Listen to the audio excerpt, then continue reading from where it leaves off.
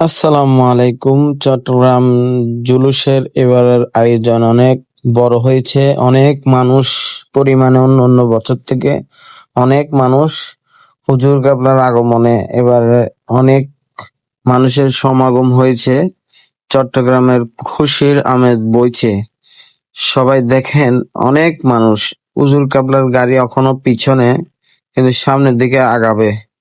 কিন্তু মানুষের ঢল নামছে দেখেন আপনারা। এখানে হাঁটার জায়গা নাই, বসার জায়গা নাই, দাঁড়ানোর জায়গা নাই।